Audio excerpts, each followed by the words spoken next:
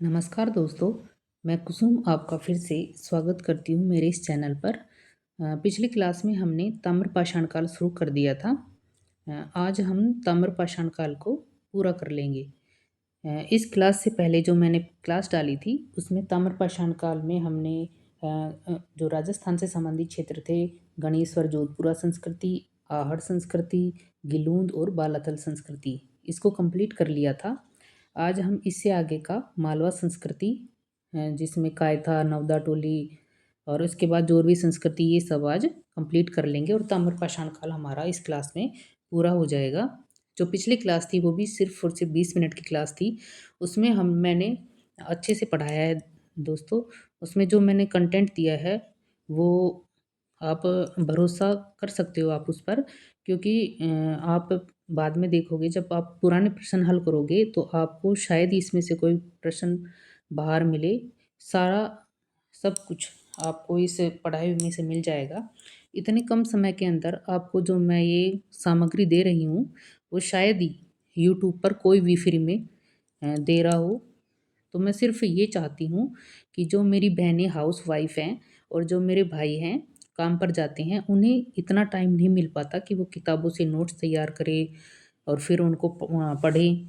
तो सिर्फ वो मेरे भाई बहन जो जिनको टाइम नहीं मिल पाता उनके लिए स्वर्णिम अवसर है कि आप अपनी सफलता प्राप्त कर सकते हैं, क्योंकि इतना टाइम बचा के आप इन नोट्स को लिखो और फिर इनका आप बार बार रिवीजन करो। तो इनके करने से आपको सफलता मिल जाएगी, क्योंकि सभी जानते हो, देखो आप छोटे बच्चे तो हो नहीं कि आपको समझ नहीं आ रहा कि मैं कैसा कंटेंट दे रही हूँ आपको, या मैं आपको बहला के ऐसे कुछ करवाऊँगी। आप खुद देखना और फिर समझना कि आप इस पे कैसे भरोसा कर सकते हो, कितना ये मैटर आपको कैसा लग रहा है। तो आप देख लेना, आपको अच्छा लगेगा ये और आप इस पे अच्छे से भरोसा भी कर सकते हो। तो चलो आज हम देखते हैं आगे का मालवा संस्कृति या कायथा संस्कृति। जो मालवा संस्कृति है वो 1700 ईसा पूर्व से लेकर 1200 ईसा पूर्व तक चलती है। ये मालवा संस्कृति या आहड़ संस्कृति की उत्तराधिकारी संस्कृति थी। मालवा संस्कृति किसकी उत्तराधिकारी संस्कृति थी? आहड़ की। मालवा क्षेत्र से बहुत सारे ताम्रपाषाणिक स्थल प्राप्त हुए हैं, जिसमें माहेश्वर, नागदा, ऐरण, कायथा, नवदा टोली और नारदीस के प्रमुख स्थल हैं। कौन कौन से इसके प्रमुख स्थल थे ताम्रपाषाणिक स्थल मालवा क्षेत्र के? माहेश्वर था, नागदा था, ऐरण था, कायथा, नवदा टोली, नारदी। इन क्षेत्रों के कारण इसे मालवा संस्कृति कहते हैं। इन क्षेत्रों के कारण इसे को क्या बोलते हैं? मालवा संस्कृति। मालवा संस्कृति के बारे में विस्तृत जानकारी मध्य प्रदेश के खरनौर जिले से, कौन से जिले से? खरनौर जिले के नवदा टोली और माहेश्वरपुरा स्थलों से होती है। मालवा संस्कृति के बारे में विस्तृत जानकारी कहाँ से होती है? मध्य प्रदेश का खरनौर जिला और उसके नवदा टोली और माहेश्वर से। जो एक कायथा संस्कृति है, इसको कई विद्वान मालवा संस्कृति से भी अलग रखते हैं। कायथा संस्कृति को मालवा संस्कृति से अलग रखते हैं क्योंकि कायथा से जो मिले साक्ष्य हैं वो बहुत ही पुराने और भिन्न हैं। जो कायथा से मिले साक्ष्य वो 1800 ईसा पूर्व से 1700 ईसा पूर्व तक के हैं, और ये मालवा संस्कृति इसके बाद की है, 1700 से 1200 ईसा पूर्व की। तो ये कई विद्वान इसको मालवा संस्कृति से अलग रखते हैं क्योंकि इसके साक्ष्य पुराने और भिन्न हैं। अब आ जाएगा नवदा टोली। नवदा टोली मध्य प्रदेश के खरनौर जिले में स्थित है। नवदा टोली कहाँ स्थित है? मध्य प्रदेश के खरनौर जिले में। नर्मदा घाटी के तट पर HD सांकलिया ने इसकी खोज करी। नवदा टोली की खोज किसने करी? HD सांकलिया ने। नवदा टोली मालवा संस्कृति का प्रतिनिधि स्थल था। कौन सी संस्कृति का प्रतिनिधि स्थल था? मालवा संस्कृति का। कौन? नवदा टोली। यह भारतीय उपमहाद्वीप का सबसे विस्तृत उत्खनित ताम्रपाषाण युगीन ग्राम स्थल है। यह भारतीय उपमहाद्वीप का सबसे विस्तृत और ताम्रपाषाण युगीन ग्राम स्थल है। नवदा टोली से सभी प्रकार के अनाज मिले हैं। भारत के किसी अन्य स्थल से इतने सारे अनाज नहीं मिले। यहाँ पे नवदा टोली में सभी प्रकार के अनाज मिले हैं। भारत के किसी भी स्थल से इतने सारे अनाज नहीं मिले। यहाँ से प्रस्तर उपकरण ज़्यादा मिले हैं। ताम्र उपकरण की तुलना में कौन से उपकरण ज़्यादा मिले हैं? प्रस्तर उपकरण, पत्थर के उपकरण सबसे ज़्यादा मिले हैं, ताम्र से भी ज़्यादा। यहाँ से सूक्ष्म पाषाण उपकरण जो कि 20,000 के लगभग प्राप्त हुए हैं। सूक्ष्म पाषाण उपकरण 20,000 के लगभग कहाँ से प्राप्त हुए हैं? नवदा टोली से। यहाँ से कताई बुनाई के, अग्निकुंड के और यज्ञ के भी साक्ष्य मिले हैं। नवदा टोली से कैसे साक्ष्य मिले हैं? कताई बुनाई के, अग्निकुंड के और यज्ञ के भी साक्ष्य मिले हैं। यहाँ से चित्रित काले लाल मृतभांड मिले हैं। चित्रित काले और लाल मृतभांड मिले हैं कहाँ से? नवदा टोली से। धार्मिक जीवन उन्नत नवदा टोली से मिले मृतभांड पर एक तीर, मगरमच्छ, स्त्री, मंदिर नुमा चित्र भी मिले हैं। क्या क्या मिला है यहाँ से? यहाँ से काले लाल मृतभांड मिले हैं। धार्मिक जीवन उन्नत मिला है। नवदा टोली से जो मर्तबान मिला है उस पर एक तीर भी मिला है, उस पर एक मगरमच्छ मिला है, एक स्त्री और मंदिर नुमा चित्र भी मिले हैं। ये यहाँ से मिले हैं। तो नवदा टोली अपना हो गया। अब इसके बाद में आ जाएगा माहेश्वर। माहेश्वर ये मालवा संस्कृति के माहेश्वर से प्रथम अवशेष मिले हैं। मालवा संस्कृति का जो माहेश्वर है वहाँ से हमें क्या मिला है? प्रथम अवशेष मिले हैं। ये मध्य प्रदेश के जिला खरनौर में स्थित है। कहाँ स्थित है ये? मध्य प्रदेश के जिला खरनौर में। माहेश्वर के बाद में आ जाएगा अपना कायथा संस्कृति।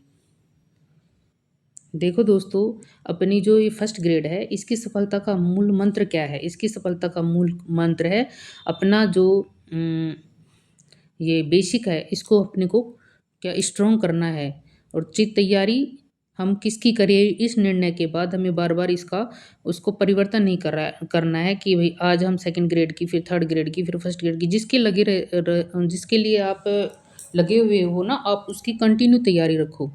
तैयारी स्वयं एक मैराथन प्रक्रिया है, तो इसको जोश को कभी भी कम मत होने देना। जीवन में समस्याएं तो आती रहती हैं, इससे हमें आगे निकलना ही पड़ेगा। ऐसे है नहीं कि आज समस्या आ गई तो हम इससे परेशान होकर बैठ गए। ऐसा कुछ भी नहीं है दोस्तों। अपनी पढ़ाई कंटिन्यू करते रहना आप। अब अपन करते हैं कायथा संस्कृति। जो एक कायथा संस्कृति है वो कहाँ पे स्थित है? मध्य प्रदेश के उज्जैन या काली सिंध के किनारे अवस्थित है। ये इसकी खोज किसने करी थी? 1965-66 में V.S. वाकनकर ने करी थी। इसकी खोज किसने करी थी? 1965-66 में V.S. वाकनकर ने इसकी खोज करी थी। यहाँ से 3 प्रकार के मृतभांड मिले। कितने प्रकार के मृतभांड मिले कायथा से? 3 प्रकार के। पहला मजबूत प्रकार के मृतभांड मिले, दूसरा मिला निम्न स्तर के मृतभांड और तीसरा लहरदार। 3 प्रकार के मृतभांड मिले थे। मजबूत, निम्न स्तर के और लहरदार मृतभांड मिले थे। जो एक कायथा संस्कृति है, कायथा में स्थित एक घर में तांबे के 29 कंगन, कितने कंगन? 29 कंगन और 2 विशेष प्रकार की कुल्हाड़ियाँ मिली है। कहाँ से मिली हैं? कायथा से। 29 कंगन मिले हैं और 2 विशेष प्रकार की कुल्हाड़ी मिली है। एक बर्तन में सैल खड़ी के 40,000 सूक्ष्म उपकरण मिले हैं। 40,000 क्या मिले हैं? सूक्ष्म उपकरण मिले हैं। एक बर्तन में सैल खड़ी के 40,000 उपकरण मिले हैं। एक बर्तन में सैल खड़ी के 40,000 सूक्ष्म मनकों का हार मिला है। क्या मिला है? मनकों का हार। ये मनकों का हार मिला है। 40,000 सूक्ष्म मनकों का हार। एक बर्तन में सैल खड़ी के 40,000 सूक्ष्म मनकों का हार मिला है। ये सब कहाँ से मिले अपने को? कायथा संस्कृति से। अब कायथा संस्कृति के बाद आएगा जोरवे संस्कृति। कायथा के बाद क्या आ जाएगी? जोरवे संस्कृति। ये स्टार्टिंग 1400 ईसा पूर्व से 700 ईसा पूर्व की है। कब की है ये जोरवे संस्कृति? ये जो जोरवे संस्कृति है ये 1400 से लेकर 700 ईसा पूर्व की है। जोरवे संस्कृति कब से कब की है? 1400 ईसा पूर्व से लेकर 700 ईसा पूर्व तक की है। जोरवे संस्कृति विदर्भ एवं तटीय कोंकण को छोड़कर संपूर्ण आधुनिक महाराष्ट्र में विद्यमान थी। कहाँ स्थित थी? ये तटीय कोंकण को छोड़कर संपूर्ण आधुनिक महाराष्ट्र में स्थित थी। महाराष्ट्र के पश्चिमी भाग में ताम्रपाषाण काल के सबसे व्यापक उत्खनन हुए हैं। महाराष्ट्र के कौन से भाग में ताम्रपाषाण काल के सबसे व्यापक उत्खनन हुए हैं? पश्चिमी भाग में। यहाँ से परवरा नदी के किनारे जो जोरवे संस्कृति है वहाँ पे परवरा नदी के किनारे जोरवे प्रतिनिधि केंद्र हैं, इसलिए इसे जोरवे संस्कृति कहा जाता है। ये कौन सी नदी के किनारे? परवरा नदी के किनारे जोरवे प्रतिनिधि केंद्र हैं, इसलिए इसे जोरवे संस्कृति कहा जाता है। यहाँ के प्रमुख स्थल हैं अहमदनगर में जोरवे, नेवासा, दैमाबाद, पुणे में चंदोली, सोनगांव, इनामगांव और नंदुरबार में प्रकाश और नासिक। ये सारे इसके स्थल हैं, जोरवे संस्कृति के स्थल। अहमदनगर का कौन सा है? जोरवे, नेवासा और दैमाबाद। पुणे में चंदोली, सोनगांव, इनामगांव और नंदुपुर में प्रकाश और नासिक। ये सारे जोरवे संस्कृति के स्थल हैं। इस संस्कृति को एम.एन. देश पांडे ने खोजा था। जो जोरवे संस्कृति है उसको किसने खोजा था? एम.एन. देश पांडे ने खोजा था। एम.एन. देश पांडे ने इसको खोजा था। इसका उत्खनन करा था हसमुख धीरजलाल। हसमुख धीरजलाल, जिसको हम एच.डी. सांकलिया बोलते हैं, उसने और शांताराम भालचंद्र देव ने के निर्देशन में इसका उत्खनन हुआ था। किसका? जोरवे संस्कृति का। जोरवे संस्कृति का उत्खनन हुआ था धीरजलाल, ये जो कि एच.डी. सांकलिया बोलते हैं, और शांताराम भालचंद्र देव के निर्देशन में। जोरवे संस्कृति 700 ईसा पूर्व तक सबसे दीर्घ काल तक जीवित रही। जोरवे संस्कृति कब तक जीवित रही? 700 ईसा पूर्व तक सबसे दीर्घ काल तक जीवित रही।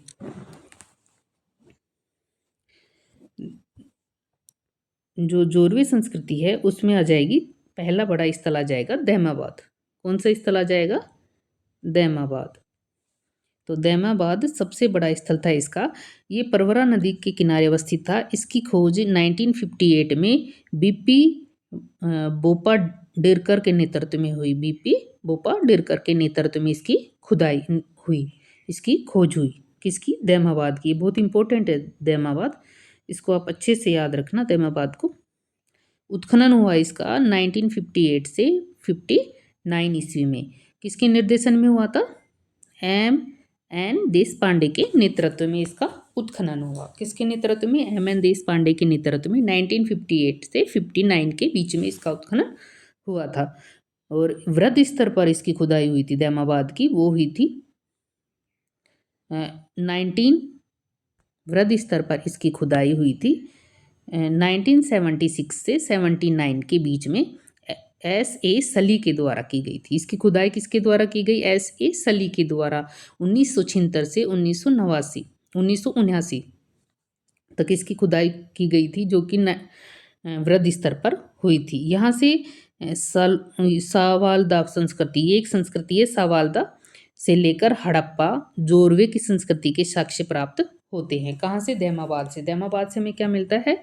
यहाँ से सावाल्दा संस्कृति से लेकर हड़प्पा और जोरवे की संस्कृति के साक्ष्य प्राप्त होते हैं। यहाँ से मिले जो साक्ष्य हैं, यहाँ से मिले जो साक्ष्य हैं उसमें दैमाबाद से कांसे का रथ मिला है, जिसमें 2 बैल जुते हुए हैं। उसमें से एक नग्न मानव आकृति चला रही है। ये कहाँ से मिला है? दैमाबाद से। दैमाबाद से कांसे का रथ मिला, जिसमें 2 बैल जुते हुए जिस रथ पे, और उसमें एक मानव नग्न अवस्था आकृति में उसको चला रहा है। यहाँ 2 हड़प्पा की मोहरे और कांस्य के उपकरण मिले हैं, जिसमें रथ, वृषभ, हाथी बने हुए हैं। 2 हड़प्पा की मोहरे, कांस्य के उपकरण मिले, जिसमें रथ, वृषभ और हाथी बनी हैं। एक ताम्र भट्टी मिली है, जो तांबा गलाने के उपकरण बनाने के प्रमाण मिले हैं। यहाँ से ताम्र भट्टी मिली है, तांबा गलाने और वहाँ उपकरण बनाने के प्रमाण भी मिले हैं। एक घर मिला है, जिसमें अर्धवृत्ताकार मंदिर की संज्ञा दी गई है। एक क्या मिला है? एक घर मिला है, जिसमें अर्धवृत्ताकार मंदिर की संज्ञा दी गई है। यहाँ से कुछ अस्थियाँ और शिशुओं में होने वाला जो स्कर्वी रोग है, स्कर्वी रोग, उसका भी पता चलता है। यहाँ से दैमाबाद से कुछ अस्थियाँ भी मिली हैं, और जो शिशुओं में होने वाला स्कर्वी रोग है उसका भी पता चलता है यहाँ से। अब आ जाएगा अपना दैमाबाद के बाद इनामगांव। देखो दोस्तों, आपको क्वालिटी में पढ़ना है, ऐसे नहीं पढ़ना कि हम किताबें लेकर बैठे हैं और कभी लाइब्रेरी में जा रहे हैं, वहाँ पे 8-10 घंटे तो पढ़ रहे हैं, लेकिन क्वालिटी नहीं है अपनी 4-5 घंटे की भी। तो हमें वो टाइम वेस्ट नहीं करना है, हमें क्वालिटी के साथ में पढ़ना है। अगर हम 10 घंटे पढ़ते हैं तो कम से कम उसमें क्वालिटी के 8 घंटे होने चाहिए। ऐसे नहीं है कि हम टाइम पास कर रहे हैं या कुछ भी कर रहे हैं। अ, देखो और लिमिट में साधन रखना है। ऐसे नहीं किताबें और नोट्स भरे पड़े हैं, ये भी पढ़ रहे हैं, वो भी पढ़ रहे हैं, ऐसे नहीं पढ़ना। अपना एक कंटेंट रखो, उस पे आप उसको बार-बार रिवीज़न करो, तो आप देखना सफलता आपके कदम चूमेगी। आप बिल्कुल भी घबराना मत दोस्तों।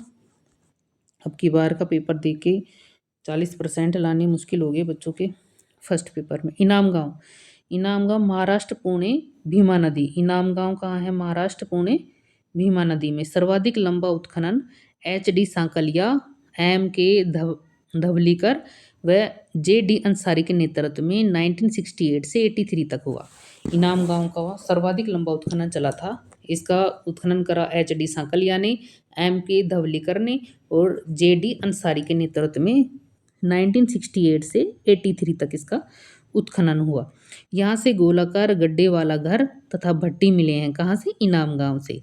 गोलाकार गड्ढे वाला घर भी मिला है और भट्टी भी मिले हैं। यहाँ समाधान घरों के अंदर मिले हैं। सीढ़ीदार 5 कमरों वाले घर में बच्चों के शव और स्कर्वी रोग से ग्रसित थे वो बच्चों के शव वो सीढ़ी वाले 5 कमरों के घर में मिले हैं इनाम गांव से। इनाम गांव से घरों का निर्माण योजनाबद्ध तरीके से होता था। इनाम गांव से घरों का निर्माण कैसे होता था? इनाम गांव में घरों का निर्माण योजनाबद्ध तरीके से। यह बस्ती किलेबंद थी। कैसी थी ये बस्ती? किलेबंद थी। यहाँ तथा खाई से घिरी हुई थी। जो इनाम गांव की बस्ती थी वो किलेबंद थी और खाई से घिरी हुई थी। यहाँ से राजनीतिक संगठन की सरदार वाली व्यवस्था के घोतक द्विस्तरीय बस्ती के अवशेष मिले हैं। कहाँ से मिले हैं ये? इनाम गांव से। जो राजनीतिक संगठन की सरदार वाली व्यवस्था थी उसके घोतक द्विस्तरीय बस्ती के अवशेष कहाँ से मिले हैं? इनाम गांव से। और ये किलेबंद और खाई से घिरी हुई थी। कैसी थी ये? किलेबंद और खाई से घिरी हुई। शीश विहीन मरण मूर्तियां यहाँ से मिली हैं। कैसी मरण मूर्तियां मिली हैं? शीश विहीन मरण मूर्तियां। यहाँ पे स्वर्ण आभूषण मिले, पत्थर और ताम्र के उपकरण भी प्राप्त हुए। कहाँ से प्राप्त हुए हैं? इनाम गांव से।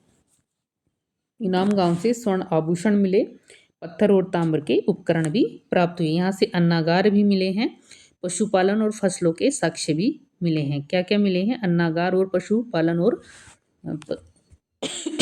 फसलों के साक्ष्य भी मिले हैं। अब आ जाएगा अपना नेवासा। क्या आ जाएगा अपना? नेवासा। जो नेवासा है ये महाराष्ट्र के अहमदनगर परवरा नदी में स्थित नेवासा में पटसन व मोटे रेशम के धागे के साक्ष्य मिले हैं। किसके साक्ष्य मिले हैं? पटसन और मोटे धागे के साक्ष्य मिले हैं। नेवासा कहाँ है? महाराष्ट्र अहमदनगर में। कौन सी नदी के किनारे? ये है परवरा नदी के किनारे। कहाँ स्थित है ये? परवरा नदी के किनारे। इसकी खोज किसने करी थी नेवासा की? इसकी खोज करी थी M.N. देश पांडे ने इसकी खोज करी। उत्खनन किसने करा? H.D. सांकलिया ने करा। उत्खनन किसने करा था? H.D. सांकलिया ने। पत्थर के कुल्हाड़ियों का कारखाना मिला। कहाँ से मिला? नेवासा से। पत्थर के कुल्हाड़ियों का कारखाना कहाँ से मिला? नेवासा से मिला।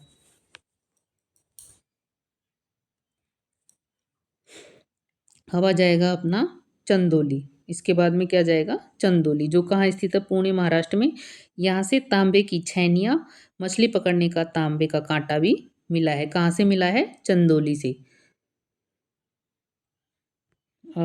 विविध संस्कृति, इसके अलावा भी अपनी कुछ संस्कृति थी जिसमें से एक आ जाएगी नाल संस्कृति, एक सोथी संस्कृति और एक कुल्लू संस्कृति।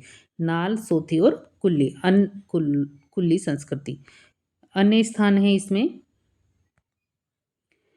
ये यूपी के स्थान है। यूपी में जहाँ से ताम्र आपूर्ति कहाँ से होती थी? बिहार की खानों से होती थी। ताम्र आपूर्ति कहाँ से होती थी? बिहार की खानों से होती थी।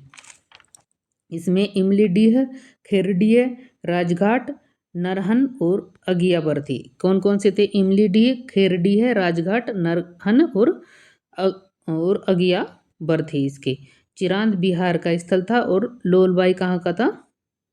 ये था उड़ीसा का। चिरांद कहाँ का था? बिहार का। और लोलबाई कहाँ का था? उड़ीसा का।